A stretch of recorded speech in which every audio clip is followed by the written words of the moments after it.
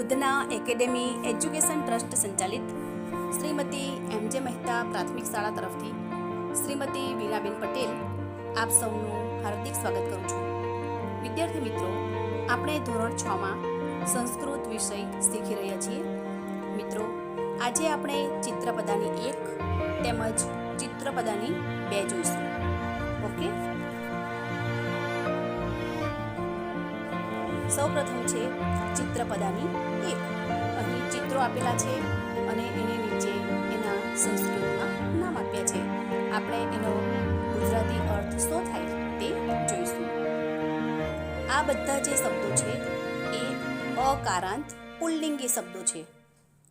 છેલ્લા અકારાંત આવે છે અને બધા જ પુલ્લિંગી છે. સૌપ્રથમ જોઈએ વૃષભઃ. વૃષભઃ એટલે બળદ. અહીં ચિત્ર ગાયનું છપાયું છે, પરંતુ આપણે વૃષભઃ એટલે બળદ એ શબ્દ જોઈશું. બીજું છે ગર્દભઃ. ગર્દભઃ એટલે ગધેડું. ત્રીજું મેષઃ એટલે ઘેટો. નીચે જુઓ, નકુલઃ એટલે નોળિયો. ત્યાર પછી બાજુમાં મયુરઃ એટલે મોર. એના પછી છે કાકઃ એટલે કાગડો. ત્રીજી લાઈન જોઈએ, તાલઃ એટલે તાળું. ત્યાર પછી છે દીપઃ એટલે દીવો. ત્યાર પછી ઘટઃ એટલે ઘડો. છેલ્લી લાઈન જોઈએ, સર્પઃ. સર્પઃ એટલે સાપ. ત્યાર પછી છે મકરઃ. મકરઃ એટલે મગર. અને છેલ્લા મંડુકઃ. મંડુકઃ એટલે દેડકો. અહીં દરેક શબ્દની પાછળ 2 ટપકા છે. એને વિસર્ગ કહેવાય અને એનો ઉચ્ચાર શું થશે? હ. 2 ટપકાનો ઉચ્ચાર આપણે હ કરીશું. વૃષભઃ, ગર્દભઃ, મેષઃ, નકુલઃ, મયુરઃ, કાકઃ, તાલઃ, દીપઃ, ઘટઃ, સર્પઃ, મકરઃ અને મંડુકઃ. આ રીતે આ દરેક શબ્દો એ અકારાંત પુલ્લિંગી શબ્દો છે. હવે આપણે પ્રશ્ન પૂછવો હોય, જવાબ નહીં હોય આપેલો, ચિત્ર આપેલું હોય ફક્ત, અને પ્રશ્ન પૂછવું હોય તો શું પૂછાશે? એષઃ કઃ. આ શું છે? તો તમારે જવાબ આપવાનો છે કે એષઃ મેષઃ. આ ઘેટો છે. તમને મોરનું ચિત્ર આપેલું હોય અને પૂછે કે એષઃ કઃ. આ શું છે? તો જવાબ શું આવશે? એષઃ મયુરઃ. એ રીતે તો પુલ્લિંગી શબ્દોમાં પ્રશ્ન શેનાથી પૂછાય છે? એષઃ. ત્યાર પછી તમને ઘટઃ, ઘડાનું ચિત્ર આપ્યું હોય અને પ્રશ્ન પૂછે કે એષઃ કઃ. આ શું છે? તો જવાબ આવશે એષઃ ઘટઃ. ત્યાર પછી મગરનું ચિત્ર આપેલું હોય અને પ્રશ્ન પૂછાય એષઃ કઃ. આ શું છે? તો જવાબ આવશે એષઃ મકરઃ. આ મગર છે. નોળિયાનું ચિત્ર આપ્યું હોય અને પ્રશ્ન પૂછે એષઃ કઃ. આ શું છે? તો જવાબ આવશે એષઃ નકુલઃ. તો આ આપણે પુલ્લિંગી શબ્દોના એના પ્રશ્નો પૂછવું હોય તો એષઃનો ઉપયોગ થશે. એષઃ કઃ. આ શું છે? એ પુલ્લિંગ શબ્દો માટે પ્રશ્ન પૂછાય. હવે આપણે ચિત્રપદાની 2 જોઈએ.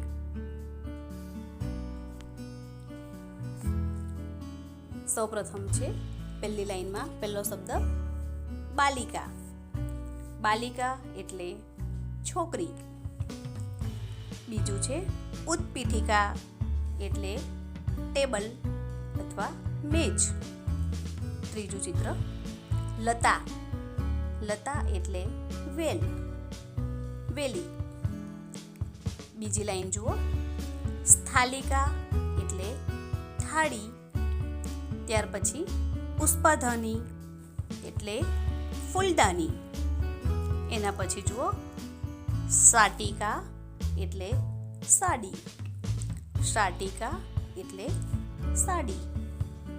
ત્રીજી લાઈન જોઈએ, પેટિકા એટલે પેટી. એની નીચે છે ચટકા. ચટકા એટલે ચકલી. ચટકા એટલે ચકલી. એના પછી નદી. નદી એટલે નદી. છેલ્લી લાઈન જોઈએ, ચુલ્લી એટલે ચૂલો. એની બાજુમાં ઘટી એટલે ઘડિયાળ. અને છેલ્લું કુચ્ચિકા એટલે ચાવી. આ રીતે અહીં ચિત્રપદાની 2ના શબ્દો પૂર્ણ થાય છે. આ શબ્દો એ આ અથવા તો ઈ કારાંત સ્ત્રીલિંગી શબ્દો છે. કેવા શબ્દો છે? સ્ત્રીલિંગી. એમાં છેલ્લે આ ઉચ્ચાર આવે છે અથવા તો ઈ. જો બાલિકા, ઉત્પીઠિકા, લતા એમાં આ કારાંત છે. જ્યારે ચુલ્લી, ઘટી, નદી એમાં ઈ કારાંત છે. પરંતુ આ બંને શબ્દો કેવા છે? સ્ત્રીલિંગી શબ્દો છે. હવે સ્ત્રીલિંગી શબ્દો માટે આપણે પ્રશ્ન પૂછવો હોય તો તેનાથી પ્રશ્ન પૂછાશે એશા. એશા કા. આ શું છે? તો ધારો કે લતાનું ચિત્ર આપ્યું હોય અને પ્રશ્ન પૂછવો હોય કે આ શું છે, તો શું પૂછાશે? એશા કા. આ શું છે? તો જવાબ આવશે એશા લતા. આ વેલી છે. ત્યાર પછી પુષ્પધનીનું ચિત્ર આપ્યું હોય અને પ્રશ્ન પૂછે તો શું પૂછાય? કે એશા કા. આ શું છે? તો જવાબ આવશે એશા પુષ્પધની. આ ફૂલદાની છે. ત્યાર પછી ઘટીનું ચિત્ર આપ્યું હોય અને પ્રશ્ન પૂછવું હોય તો શું પૂછાશે? એશા કા. આ શું છે? તો જવાબ આવશે એશા ઘટી. આ ઘડિયાળ છે. ત્યાર પછી સ્થાલિકાનું ચિત્ર આપ્યું હોય અને પ્રશ્ન પૂછવું હોય તો શું પૂછાશે? એશા કા. આ શું છે? તો જવાબ આવશે એશા સ્થાલિકા. આ થાળી છે. તો આ રીતે સ્ત્રીલિંગી શબ્દો હોય તો એના પ્રશ્ન પૂછવું હોય તો શેનાથી પૂછાશે? એશા કા. આ શું છે? જ્યારે પુલ્લિંગી શબ્દો છે જે આપણે ચિત્રપદાની 1માં જોઈ ગયા, તો એવા શબ્દો માટે પ્રશ્ન પૂછવું હોય તો શું પૂછાશે? એષઃ કહ.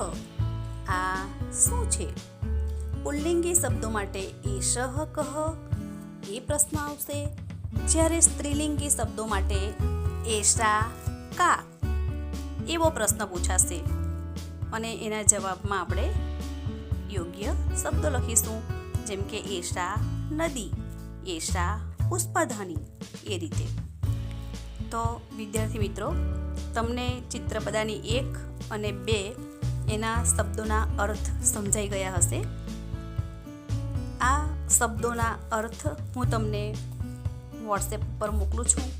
તો એ શબ્દો તમારે સંસ્કૃત અને ગુજરાતીમાં બંને વખત 3 વાર લખવાના છે. બંને શબ્દો 3 વખત, એક શબ્દ 3 વખત. બાલિકા એટલે છોકરી, એ રીતે તમારે એક શબ્દ 3 વાર સંસ્કૃતમાં પણ અને ગુજરાતીમાં પણ નોટબુકમાં લખવાનું રહેશે. Okay, thank you.